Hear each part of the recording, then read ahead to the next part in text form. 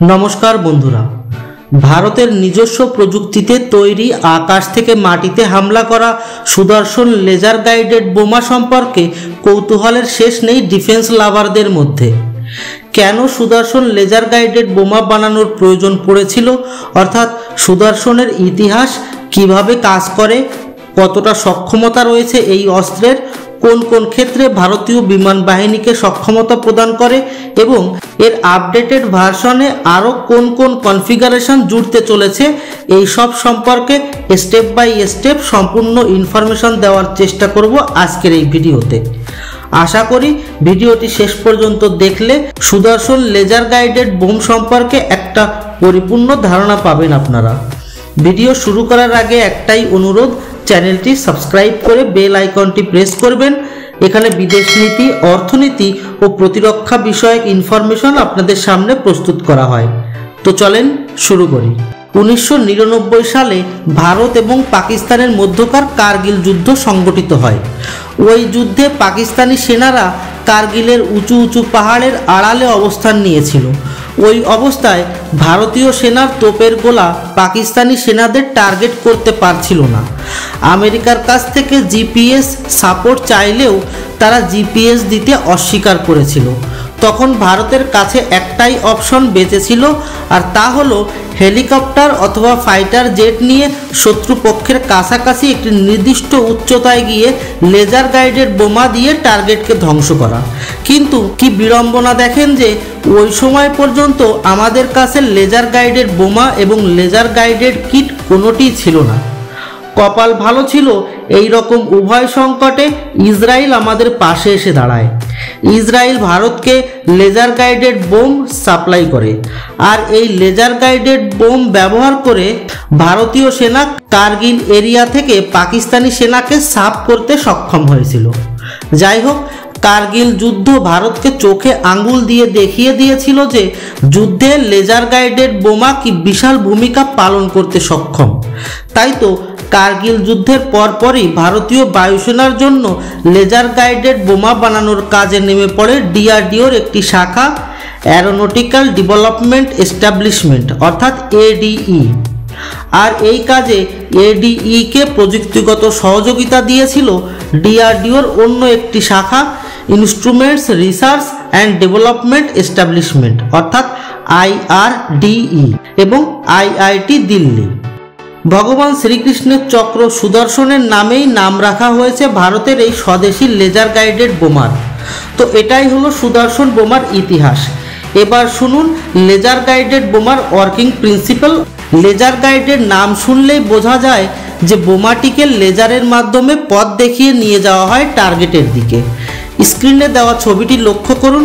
এই laser guided বোমার একেবারে সামনে যে নাকের মতো অংশটি দেখতে পাচ্ছেন, এটি হলো ইনফ্রারেড লেজার বিম সিকার। এরপরেই ছোট ছোট ডানার মতো ক্যানড দেখতে পাচ্ছেন। তার পরের অংশে থাকে বিস্ফোরক পদার্থ, আর একেবারে শেষে আবারও উইংস অর্থাৎ ডানার অবস্থান। কোনো টার্গেটকে যখন ধ্বংস করা লাগে তখন প্রথমে সেই টার্গেটের উপর লেজার বিম বা লেজার রশ্মি ছোড়া হয়, আর এই কাজটি তিনভাবে করা সম্ভব। প্রথমত, টার্গেটের আশেপাশে থাকা নিজেদের সৈনিকরাও করতে পারে। দ্বিতীয়ত, কোনো ফাইটার জেট বা ড্রোন থেকে করা সম্ভব। আর তৃতীয়ত, যে ফাইটার জেট লেজার গাইডেড বোমা নিয়ে হামলা করতে আসছে সে নিজেও এই কাজ করতে পারে। যখন টার্গেটের উপর লেজার নিক্ষেপ করা হয় তখন লেজার রশ্মি টার্গেটের উপর পড়ার পর প্রতিফলিত হয়ে চারিদিকে ছড়িয়ে পড়ে, আর এই প্রতিফলিত লেজার রশ্মিকে ক্যাচ করে বোমার আগে লাগানো আইআর লেজার বিম সিকার। এরপর এই বোমাকে যখন ফাইটার জেট থেকে ছেড়ে দেওয়া হয় তখন এটি ফাইটার জেটের গতিতেই টার্গেটের দিকে এগোতে থাকে।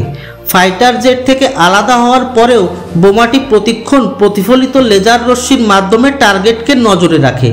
যেহেতু এটা একটা বোমা, মিসাইল নয়, তাই এই বোমাকে সামনের দিকে ধাবিত করার জন্য আলাদা কোনো ইঞ্জিন থাকে না।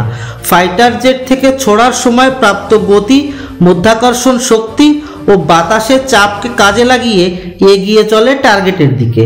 আর যেহেতু প্রথম থেকেই লেজারের মাধ্যমে নজরে রয়েছে টার্গেট, তাই একটাই কাজ বাকি থাকে, আর তা হলো পিন পয়েন্ট অ্যাকুরেসির সাথে টার্গেটকে উড়িয়ে দেওয়া। আর এই কাজ করতে সাহায্য করে বোমার আগে ও পিছনে লেগে থাকা ডানার সারি। মাঝ আকাশে বাতাসের চাপের ফলে বোমাটি যেন ডিসব্যালেন্স না হয় এবং টার্গেটকে সঠিকভাবে ধ্বংস করার জন্য যাতে বোমাটির ডিরেকশন একেবারে সঠিক থাকে সেই জন্য স্টিয়ারিংয়ের মতো কাজ করে সামনের ক্যানার্ড, আর লিফট প্রদানের জন্য কাজ করে পিছনের একগুচ্ছ উইংস। তো এটাই হলো মূলত যে কোনো লেজার গাইডেড বোমার কার্যপ্রণালী। ভারতের তৈরি সুদর্শন লেজার গাইডেড বোমার উপর কাজ শুরু হয় 2006 সালে এবং এটিকে 2010 সালে প্রথমে উড়িষ্যার বালাসোরের চান্দিপুরমে ও পরবর্তীতে পোখরানে টেস্ট করা হয়, যা সম্পূর্ণভাবে সফল হয়। এরপর 2013 সালে এই সুদর্শন লেজার গাইডেড বোমা ভারতীয় বায়ুসেনায় মোতায়েন করা হয়, কিন্তু 2010 সালেই ভারতীয় বিমান বাহিনী জুগাড়ের মাধ্যমে প্রথম থেকেই তাদের কাছে থাকা প্রচুর পরিমাণে আনগাইডেড বোমাকে লেজার গাইডেড বোমায় কনভার্ট করে ফেলে। অর্থাৎ আনগাইডেড বোমার আগে ও পিছনে লেজার সিকার, ক্যানার্ড ও উইংস লাগিয়ে সেগুলোকে লেজার গাইডেড বোমায় পরিণত করে। পুরনো যত আনগাইডেড বোমা ছিল এদের টার্গেটকে হিট করার অ্যাকুরেসি খুবই কম ছিল। এইসব ফ্রি ফল ডাম বোমার সিপি অর্থাৎ সার্কুলার এরর প্রবাবিলিটি 10 মিটারের মতো, অর্থাৎ টার্গেট থেকে 10 মিটার এদিক ওদিক হিট করত। আর একটি বোমার ক্ষেত্রে 10 মিটার এদিক ওদিক হিট করার অর্থ হলো টার্গেটকে খুব বেশি ক্ষতি করতে অসমর্থ হওয়া। তাই পুরনো এই বোমা দিয়ে কোনো টার্গেটকে একেবারে ধ্বংস করার জন্য 3টি বোমা একসাথে ছাড়া হতো। সেক্ষেত্রে একটি ফাইটার জেটে যদি ধরুন 9টি বোমা নিয়ে যাওয়া সম্ভব হয়, সেক্ষেত্রে টার্গেট ধ্বংস করা সম্ভব হবে 3টি। অন্যদিকে এই একই পরিমাণ লেজার গাইডেড বোমা দিয়ে 9টি টার্গেটকে একেবারে ধ্বংস করা সম্ভব, অর্থাৎ একেবারে 3 গুণ স্ট্রাইক ক্যাপাসিটি বেড়ে যায় ফাইটার জেটের। সুদর্শন লেজার গাইডেড বোমার মাধ্যমে শত্রুদের headquarter, brigade, air force station, runway, সাথে সাথে সন্ত্রাসীদের লঞ্চ প্যাড সবই একেবারে ধূলিসাৎ করে দেওয়া সম্ভব। এই বোমা 450 কেজি ওজনের হয়ে থাকে এবং এর ফায়ারিং রেঞ্জ 9 কিলোমিটার। তবে এখানেই থেমে নেই ডিআরডিও। এই ক্যাটাগরির নেক্সট জেনারেশন লেজার গাইডেড বোমা অর্থাৎ NG-LGB ডেভেলপ করছে ডিআরডিও, যার রেঞ্জ হবে 50 কিলোমিটার। এই লেজার গাইডেড বোমার লং রেঞ্জ LGBর 2টি ভ্যারিয়েন্ট অলরেডি তৈরি করে ফেলেছে ডিআরডিও। একটির নাম গৌরব, অন্যটি গৌতম। এই গৌরব LGB এ প্লেনের মতো 2টি বড় বড় ডানা রয়েছে। এর রেঞ্জ 100 কিলোমিটার।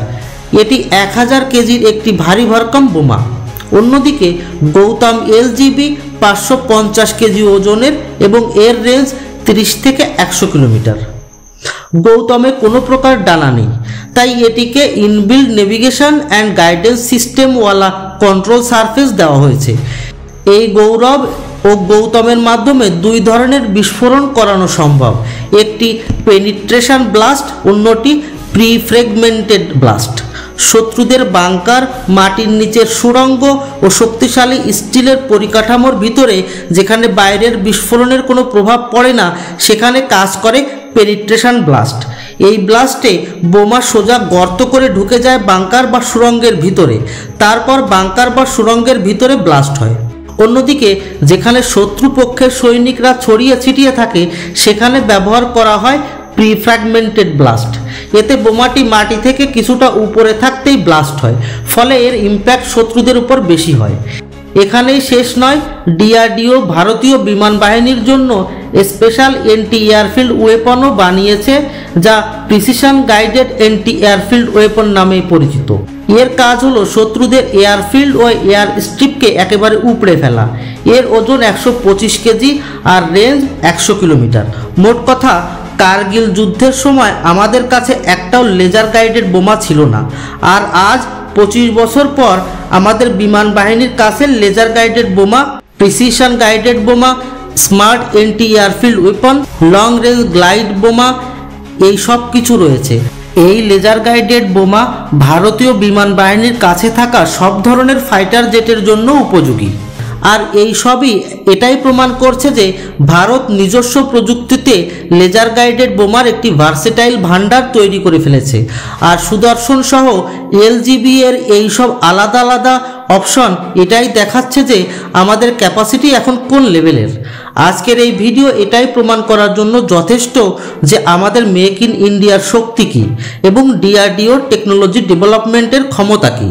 আসুন ডিআরডিও ও ভারতীয় বিমান বাহিনীর এই শক্তি সম্পর্কে সবাইকে অবগত করানোর জন্য ভিডিওটি লাইক এবং শেয়ার করবেন। ডিআরডিওর বৈজ্ঞানিকদের জন্য কমেন্ট অবশ্যই করবেন। ধন্যবাদ। জয় হিন্দ।